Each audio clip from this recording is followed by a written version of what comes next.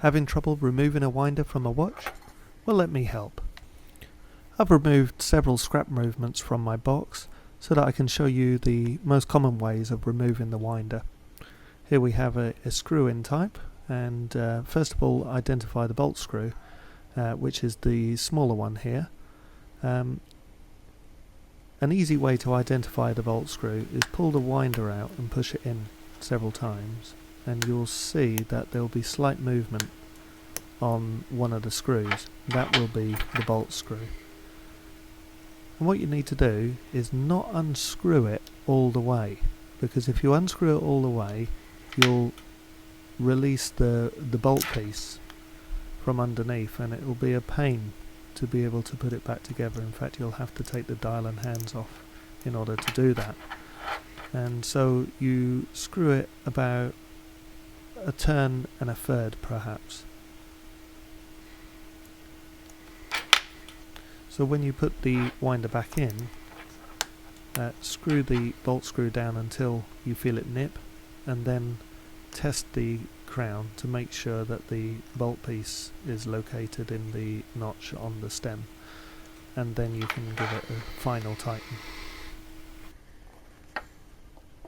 Here we have another movement, and this one is for me to illustrate a push-in type of bolt. And this is a Seiko old watch from my scrap box, and if you look around you'll see that there's no screw.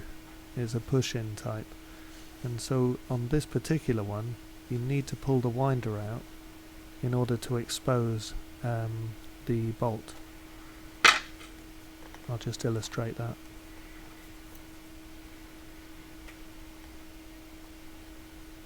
So the winder is out at the moment, well, pulled to the out position, handset position. When you push it back in, the bolt disappears. When you pull the winder out, there's the bolt. And be careful not to push down too hard, because if you do, it could detach itself from the spring holding it down. Again, that would mean you'd have to take off the dial and hands to repair that, so that would be a pain. Be careful when pushing the winder back in, because you don't want to miss the sliding pinion. You could break the stem or bend it. There you go. Now we have another screw-in type. Again, easy to identify the bolt screw on here. But if you trace a line down the middle of the watch, you'll see it'll either be above or below the winder. In this case it's above. The screw is slightly smaller than the surrounding screws, as you can see, so it's quite easy to identify. So again, unscrew it. It's approximately 1 1/3 turns, but do not unscrew it all the way. If you unscrew it all the way, again, you'll likely have to remove the dial and hands in order to resolve that, and it's a fiddly job to relocate the bolt onto the bolt screw.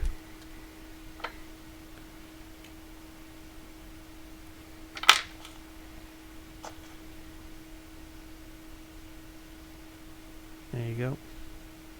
Ooh, nice bit of rust on that stem.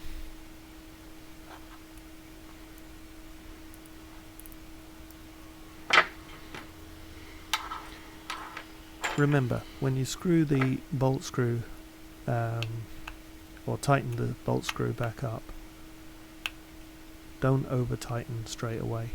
The bolt might not be located in the notch on the stem.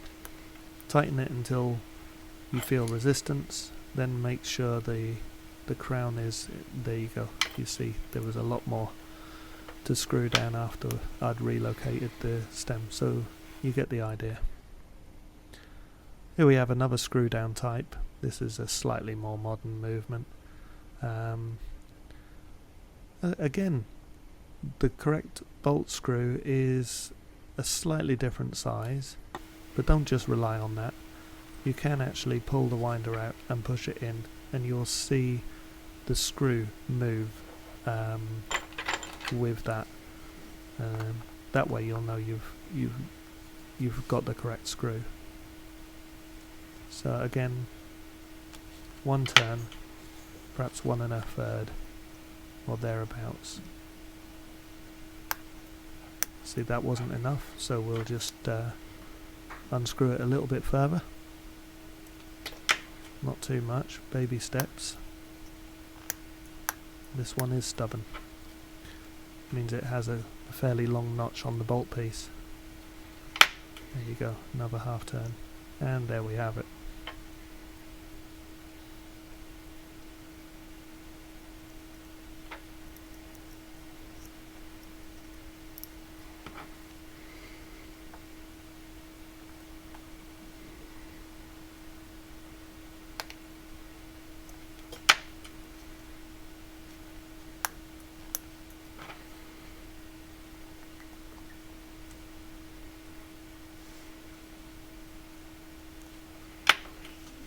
Okay, and finally I'm going to show you another push-in type. This is an old Oris watch. As you can see on the right there, you'll see the push-down type bolt. In this case, easy to identify as they've made a little depression in it. This one is probably the simplest kind. You simply press down. Again, don't press too hard. If you press too hard, you could cause damage, or you could unseat the spring underneath. But yeah, just press down and pull out the crown. One thing to remember about the screw down bolt pieces that I forgot to mention earlier, sometimes you have to keep them pressed down, or treat them, once you've unscrewed them, treat them like the push down type. Omegas typically are like that. Thanks for watching.